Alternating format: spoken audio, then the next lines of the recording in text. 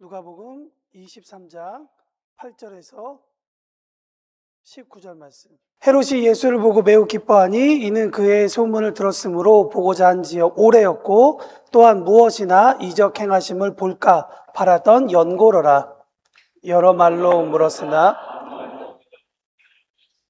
대제사장들과 서기관들이 서서 힘써 고발하더라. 헤롯이 그 군인과 함께 예수를 업신여기며 희롱하고 빛난 옷을 입혀 빌라도에게로 도로 보내니 헤롯과 빌라도가 전에는 원수였으나 당일에 서로 친구가 되니라. 빌라도가 대제사장들과 관리들과 백성들을 불러 모으고 이르되 너희가 이 사람의 백성을 미혹하는 자라 하여 내게 끌고 왔도다. 보라, 내가 너희 앞에 신문하였으되 너희가 고발하는 일에 대하여 이 사람에게서 죄를 찾지 못하였고 헤롯이 또한 그렇게 하여 그를 우리에게로 도로 보라, 그가 행한 일에는 죽을 일이 없느니라. 그러므로 때려서 놓겠노라. 무리가 일제히 소리질러 이르되 이 사람을 없이 하고 바라바를 우리에게 놓아주소서 하니. 다 같이 읽습니다. 이 바라바는 성중에서 일어난 밀란과 살인으로 말미암아 옥에 갇힌 자로라. 아멘. 오늘 말씀을 함께 준비하면서 우리 지난주의 말씀과 어떻게 내용적으로 같은 내용이라 우리가 좀 같이 연장선상에서 말씀을 나누면 좋겠다 싶어서 오늘도 함께 그런 맥락으로 나눠보고자 합니다. 우리는 지난주에 뜨거운 여름 햇빛 아래 타버린 잔디처럼 자기의 혈기와 그리고 장담 끝에 무너져 내린 베드로의 모습을 보았습니다. 칠흑과 같은 어둠 속에서 예수님과 시선을 마주했을 때 베드로는 자신이 얼마나 무력한 존재인지를 깨닫고 통곡했습니다. 그러나 주님은 그런 베드로를 버리지 않으시고 다시 푸르게 살려내시는 은혜를 베푸셨다. 지난주에 함께 그런 말씀을 나누었는데요. 여러분의 삶 가운데 지난 한 주간 살아가면서 하나님의 그러한 새롭게 우리의 영혼을 푸르게 만드신 일이 일어났길 예수님의 이름으로 축원합니다. 오늘 본문은 그 본문과 연결되는 말씀입니다. 지난주에 나누었던 말씀이 이 베드로가 한밤중에 예수님께서 잡혀가시고 난 후에 대제사장의 집에 뜰 안에 들어가서 예수님과 눈을 마주치고 난 다음에 예수님의 그 눈빛을 피하지 못하고 통곡하여서 어두운 곳으로 떠나갔던 그 날이 지나고 난 그 다음 날, 이제 재판장에 서 계신 예수님을 바라보고 있는 다른 사람들의 시선도 우리가 발견하게 됩니다. 여러분, 오늘 본문에 보면 예수님을 둘러싼 많은 시선들이 또 등장하고 있습니다. 우리가 잘 알고 있는 헤롯도 나오고 빌라도도 나오고 대제사장들과 종교 지도자들, 그리고 그들을 바라보고 있는 많은 사람들의 모습이 오늘 본문에 등장하고 있습니다. 저마다 저들의 눈으로 예수님을 바라보고 있고 예수님이 어떤 분이신지, 예수님이 무엇을 하고 있는지 저들은 지금 각자의 삶 가운데 각자의 이야기로 정의하고 있습니다. 오늘 본문은 재판정을 넘어서 살아가고 있는 우리에게도 똑같이 질문하고 있다고 생각합니다. 오늘 본문에서 읽었던 그 내용들을 읽어보시면서 기억하시겠지만 과연 우리도 또한 예수님을 어떠한 의미로 바라보고 있는가? 사실 오늘 본문 말씀은 23장 1절부터 말씀을 쭉 읽어야 되는데 그 배경이 이런 내용입니다. 종교 지도자들이 모임인 이 사내들인이 예수님을 대제사장 집에서 고속거리를 찾는 모습이 지난 말씀 가운데 있었습니다. 그리고 입을 마치고 이제 빌라도에게로 데려갑니다. 읽지는 않았지만 23장 2절에 보면 예수님을 고소할 세 가지를 찾게 됩니다. 첫 번째는 민심을 현혹하여서 이 사회의 질서를 위험하게 만들었다. 두 번째는 로마 당국에 바치는 세금을 거부하도록 백성들을 선동했다. 세 번째는 자칭 왕이요 메시아라고 지칭하여서 로마의 제국의 왕권에 도전했다라고 하는 것이 이 세 가지 이유였습니다. 이들이 고소한 이 내용은 사회적으로나 정체적으로 여러 가지 성격을 가지고 있죠. 아마도 빌라도가 로마에서 이 파송받은 총독으로서 유다 지역과 사마리아와 이돔에, 그러니까 에돔 지역에 속해 있는 이 남부 지역을 다스리면서 특별히 유월절이라고 하는 이스라엘의 이 유대 백성들이 함께 모여서 이 많은 인원이 모이게 되는 이 날에 각 지방에서 올라온 유대인들이 폭동을 일으키지 않도록 빌라도는 매우 신경을 쓰고 있었던 것입니다. 그도 그럴 것이 역사적으로 보면 이 적어도 몇 번의 폭동이 계속 로마 제국과 부딪히는 이 일이 일어나서 골치 아픈 사건이 되었다는 것입니다. 아마도 사내들인이라고 하는 이 종교 지도자들은 이 사건을 보아왔기 때문에 이 이슈를 가지고 빌라도에게 이 문제를 상의하면 예수님을 쉽게 제거할 수 있을 것이라고 그들은 생각한 것 같습니다. 그렇기 때문에 빌라도에게 나아가서 이러한 예수님의 여러 가지 문제들을 고소하기 시작한 것이죠. 그렇지만 빌라도는 예수님의 이러한 죄들을 받침할 충분한 증거를 찾지 못했다라고 이야기하고 있습니다. 여러분, 빌라도라고 하는 사람이 그 지역의 총독이었습니다. 아마도 그 지역에 가지고 있는 여러 가지 흐름이나 여러 가지 정보를 그가 많이 수집하고 있었을 것입니다. 예수라고 하는 이 젊은 청년이 이 유다 지역에 나와서 여러 가지 활동을 하고 사람들에게 영향을 미쳤다고 할 때 이 예수에 대한 많은 정보가 이미 빌라도의 손에 있었을 것입니다. 그렇지만 그가 생각할 때 예수가 로마에 반역하고 사회를 어지럽게 하기 위해서 군대를 조직하거나 무력적인 힘을 가지고 반란을 일으켰다라고 하는 그 어떤 증거를 찾지 못했습니다. 종교 지도자들이 고소했던 세금 부분 역시 우리가 신앙인이라면 잘 알고 있는 가이사의 것은 가이사에게, 하나님의 것은 하나님에게라고 하는 그 말씀으로 또한 백성들에게 이야기했기 때문에 저들의 고소가 성립되지 못했습니다. 그래서 빌라도는 첫 번째, 두 번째 고소거리에 대해서 이야기하지 않고 오늘 본문에 보면 세 번째 고소거리만 이야기하고 있는 것입니다. 그것이 무엇이냐? 3절 말씀에 보면 네가 유대인의 왕이냐? 네가 유대인의 왕이냐라고 질문했을 때 예수님의 대답이 한글 성경에는 뭐라고 써있죠? 네가 옳도다. 근데 이 네가 옳도다라고 하는 이 단어를 원어적으로 해석하면 이런 얘기가 됩니다. 지금 네가 말했다라고 하는 의미가 됩니다. 빌라도가 예수님을 향하여서 네가 왕이냐라고 이야기를 했을 때 예수님이 네가 지금 말하였다라고 하는 그 의미는 무엇일까요? 빌라도가 보기에 유대인의 왕이 종교 지도자들에게 이끌려서 붙잡혀서 재판을 받는다는 그 현실 앞에서 빌라도가 진짜 그가 왕이라고 생각했을까요? 지금 바라보고 있는 이 몰골은 정말 왕 같은 그런 모습이 아니라 사람들에게 조롱을 받은 그런 모습이었다는 것이죠. 오히려 얼마 전에 폭동을 일으켜서 감옥에 들어가 있는 바라바와 같이 로마 지배에 저항하여서 무력으로 뒤엎어서 행동하고 살인도 하는 그러한 기록도 없는 사람이 예수님이었습니다. 그렇기 때문에 빌라도는 죄를 찾지 못하고 예수님이 아무 죄도 없다라고 이야기하고 이 사건을 마무리하려고 합니다. 그런데 자꾸만 종교 지도자들이 계속 이야기를 하니까 예수님을 향해 한마디 물어봅니다. 네가 갈릴리 사람이냐? 여러분, 갈릴리라고 하는 그 지역은 예루살렘에서 바라볼 때에는 조금 시골 같은, 시골 촌놈 같은 그런 이미지를 가지고 있죠. 조금 더 유식하지 못하고 무식한 이미지를 가지고 있습니다. 그러니 빌라도가 바라보고 있는 예수는 유대인의 왕이 아니라 그냥 그저 그런, 아마 정보를 통해서 잘 알고 있듯이 종교 지도자들이 빨리 처리하고 싶은 그 어떤 사람이라고 생각했던 모양입니다. 대수롭지 않게 예수님을 경멸했던 표현이 바로 네가 갈릴리인이냐라고 하는 이 빌라도의 이야기입니다.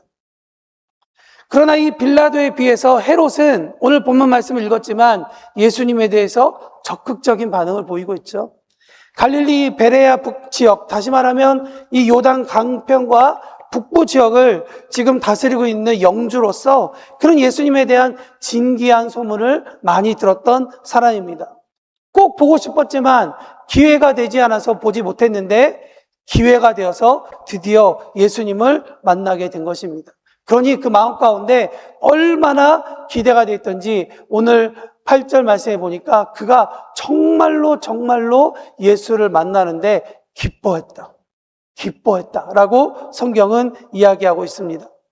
아마도 그도 그럴 것이 누가복음 7장에 보면 예수에 대한 소문을 들었을 때 아마도 엘리야나 옛 선지자 중 한 사람이 다시 부활해서 되돌아왔기 때문에 그런 여러 가지 기적을 베푼다라고 하는 소문이 들었어서 아마 이 헤롯은 예수를 만나고 싶어 했는지도 모르겠습니다. 왜냐하면 고대 왕들은 자기의 즐거움을 만끽하기 위해서 특별한 재능을 가진 사람들을 왕궁에 불러다가 그 사람들의 모습을 보고 오락을 즐겼기 때문입니다.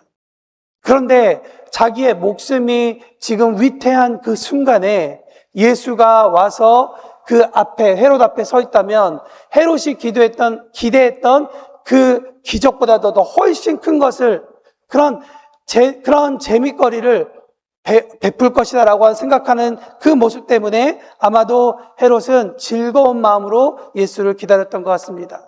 그리고 오늘 본문 말씀 읽으셨습니다만 헤롯이 여러 가지 질문을 합니다. 그러나 예수님은 헤롯의 질문에 대해서 아무것도 대답하지 않습니다. 여러분, 헤롯은 그래서 어떻게 했습니까? 자기가 원하는 대답을 얻지 못하자, 자기가 원하는 이 오락을 즐기지 못하자 11절에 보면 군인들과 함께 업신여겼다. 그리고 예수를 희롱했다. 그리고 빛난 옷을 입혀서 다시 빌라도에게 이첩합니다. 여러분, 빛난 옷은 왜 입죠? 그 사람이 영광스럽고 멋있고 뭔가 존귀하게 여겨질 때 입혀주는 옷이 빛나는 옷입니다. 그런데 지금 분봉왕과 그 다음에 총독에게 이끌려 다니면서 재판을 받고 있는 사람에게 빛나는 옷을 입혀줬다는 것은 무엇을 얘기합니까? 그 사람의 신분에 대해서 가장 조롱하고 있는 모습인 것이죠. 예수님에게서 기적과 오락을 느낄 수 없자 예수님의 모습 가운데 그런 옷을 입혀서 오히려 즐겨하는 그런 모습을 보이는 것이 헤롯의 모습입니다. 그리고 다시 빌라도에게 이첩하게 됩니다. 여러분, 다시 예수님을 자신에게로 이첩된 빌라도는 예수님의 죄를 찾지 못해서 16절에 말하고 있는 것처럼 종교 지도자들과 적절한 선에서 이 문제를 타협하려고 합니다. 타협안은 무엇이냐? 적절하게 몇 대 때려서 내보내겠다라고 하는 것이었습니다. 그런데 이 마태복음 27장의 설명대로 보면 명절이 되면 총독이 무리의 청원대로 죄수한 사람을 놓아주는 전례가 있어서 총독은 그렇게 예수를 풀어주려고 하는데 사람들은 원하지 않았다는 것이죠. 오히려 얼마 전에 큰 무리를 일으켰던 바라바를 대신 놓아주고 살인해서 체포된 바라바 대신에 예수를 죽이기 원했다라는 것이 마가복음 15장에 기록되어 있는 무리가 원하는 요청이었습니다.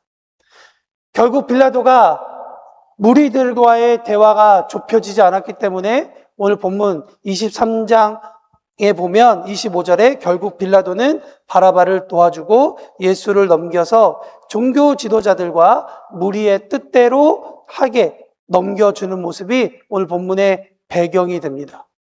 오늘 이 배경 설명이 조금 길었죠?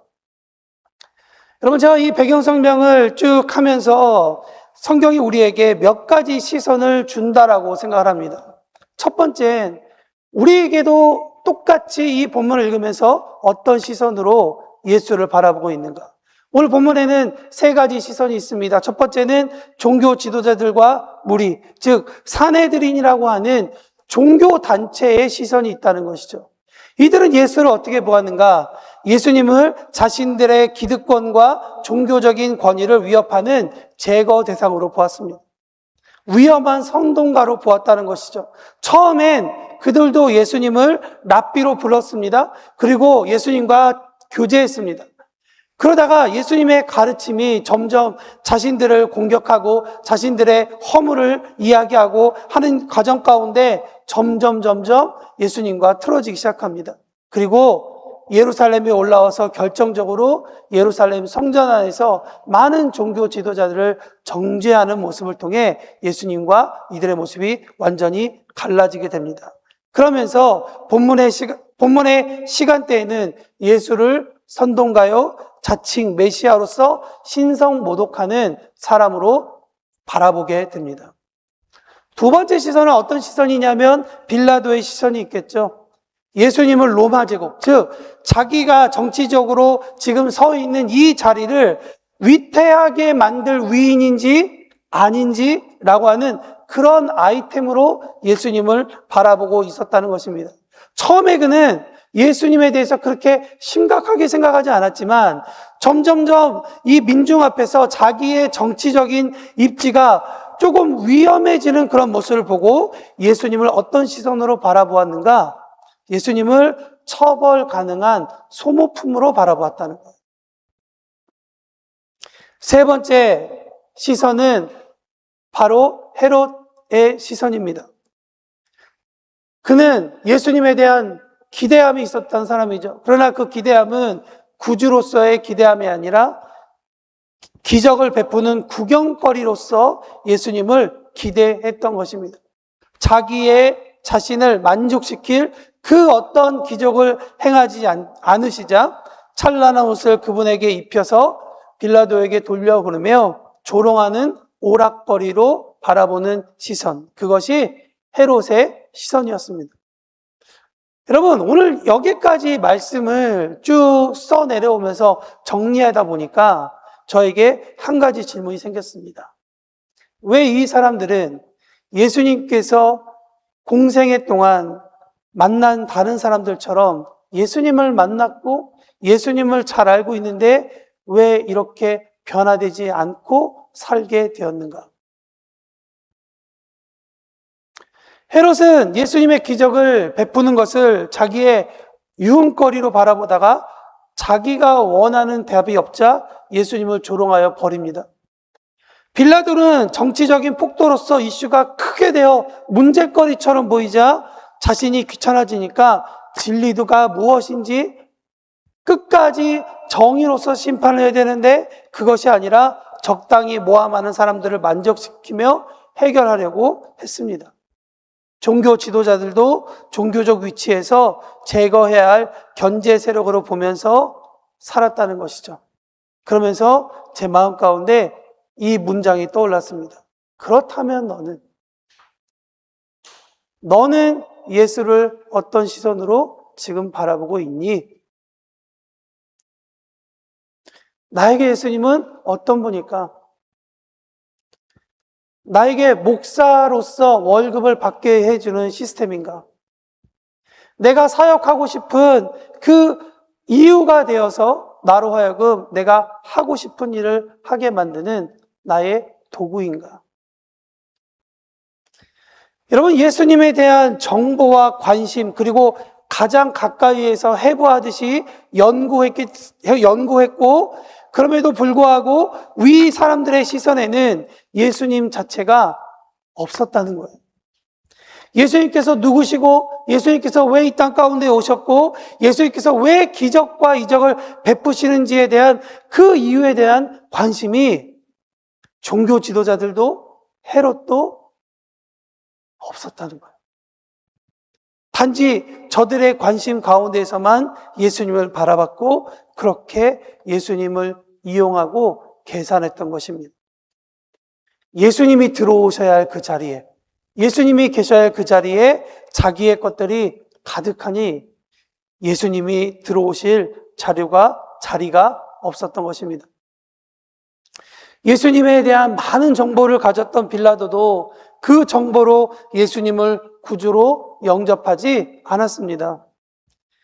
헤롯 역시 예수님의 기적에 대한 소문을 듣고 예수님을 다윗 왕처럼 진정한 왕으로 그분을 모시지 않았습니다. 예수님의 가르침을 철저하게 분석했었던 종교 지도자들도 그 많은 구약의 선지자들이 동정녀의 몸을 통해 베들레헴에서 태어나 나귀를 타고 예루살렘에 입성하실 메시아를 그들은 알아보지 못했죠. 오히려 이사야가 예언했던 것처럼 가난한 자들에게 복음이 전파하고 포로된 자에게 자유를, 눈먼 자들에게 다시 보게 함으로 전파하고 눌린 자들을 자유롭게 하고 주의 은혜의 해를 선포하는 일을 보았음에도 불구하고 예수님을 그리스도로 끝까지 인정하지 않았다는 것이 종교 지도자들의 모습입니다. 예수님에 대해서는 정말 많이 알고 있었는지 모르겠지만 그분을 구주로 영접하지 않았다는 것이 오늘 본문이 이야기해 주고 싶은 이야기일 것입니다. 본문이 우리에게 질문하고 있습니다. 이 사람들은 그렇게 살았는데 그렇다면 너희는 어떻게 살고 있니? 너희는 예수가 너희에게 어떠한 의미가 되고 있니? 성도 여러분, 말씀을 마치면서 오늘 본문이 참 오늘의 본문이 비극이라고 생각하는 것은 그 자리에 있던 그 누구도 예수님을 모른 채 하지는 않았습니다. 종교 지도자들은 철저히 연구했고 빌라도는 신문하여서 정보를 얻었고 헤롯은 그분의 소문을 너무나도 잘 알고 있었습니다. 그러나 그들 중 누구도 예수님 앞에 무릎 꿇지 않았다는 것이죠. 그들에게 예수님은 나의 유익을 위해 이용할 대상밖에 되지 않았다는 것입니다. 오늘을 살아가면서 우리도 혹시 그들과 닮아 있지는 않습니까? 예수님에 대한 지식은 넘쳐나고 매주 설교를 듣고 설교를 하며 성경도 읽어내고 있지만 막상 내 삶의 재판정에서는 예수님을 내 성공을 위한 기적의 도구로, 내 평안의 유지를 위한 적당한 타협의 접점으로, 내 의로움을 증명해내기 위한 종교적 명분으로 그분을 이용하고 있지 않습니까? 예수님이 우리 마음 가운데 들어오셔서 우리 마음의 보좌에 내 야망과 내 자존심과 내 안일함이 가득 차 있기 때문에 정작 그분이 우리 가운데 들어오셔서 우리의 삶을 다스리게 하지 못하고 있는 것은 아닙니까? 우리의 생각이, 우리의 한계가 그것을 드러내고 있다고 생각합니다.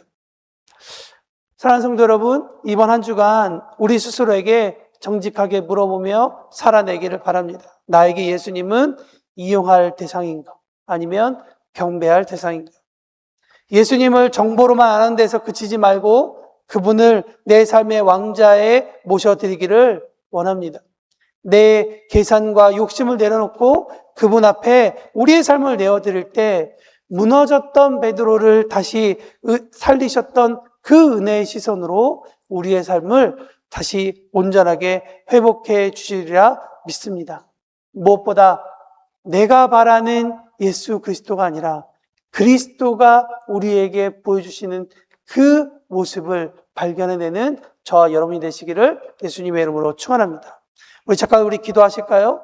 우리 시간 기도할 때 우리 각자 한 사람을 위해서 기도했으면 좋겠습니다. 주님, 내 마음 가운데 좌정하여 주십시오. 혹시 우리도 예수님을 헤롯과 같이, 빌라도와 같이, 종교 지도자들과 같이 그렇게 이용하고 있는 것은 아닌지, 주님을 정말 우리의 주님으로 고백하며 나아갈 수 있도록 인도하여 주십시오. 그런 마음으로 함께 기도하시겠습니다. 아버지 하나님,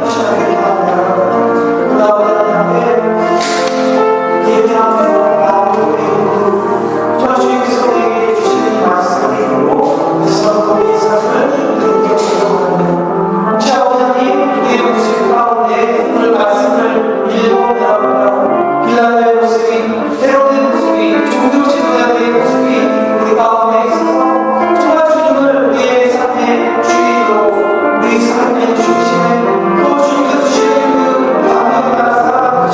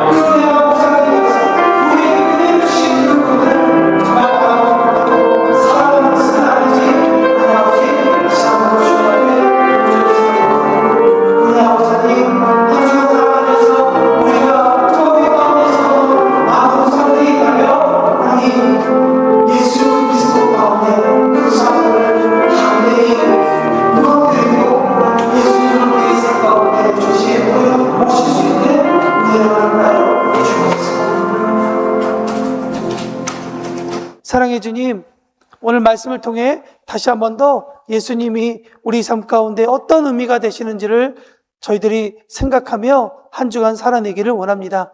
하나님께서 우리 가운데 주신 그 은혜와 사랑을 기억할 수 있는 우리가 되게 하여 주십시오. 주님께서 우리에게 주신 그 은혜를 너무나도 풍성히 누리는 것에 저희가 빠져서 우리에게 은혜를 주신 당신을 바라보지 못하고 오히려 은혜가 우리에게 우상이 되어 하나님을 오히려 우리가 필요에 의해서 사용하는 것은 아닌지, 예수의 그 고귀한 이름을 우리의 영광과 우리가 빛나는 것에 도구로 사용하는 것은 아닌지 회개하며 다시 한 번 더 설 수 있는 우리의 모습이 되기를 원합니다. 주님 앞에서 주가 우리의 왕 되시고 우리의 삶 가운데 좌정하시는 그 진리를 다시 한 번 더 고백하며 주님의 말씀과 감동 앞에 온전히 순종하며 하나님께 영광 돌려드릴 수 있는 우리의 삶이 될 수 있도록 인도하여 주옵소서. 감사드리며 예수님의 이름으로 기도합니다. 아멘.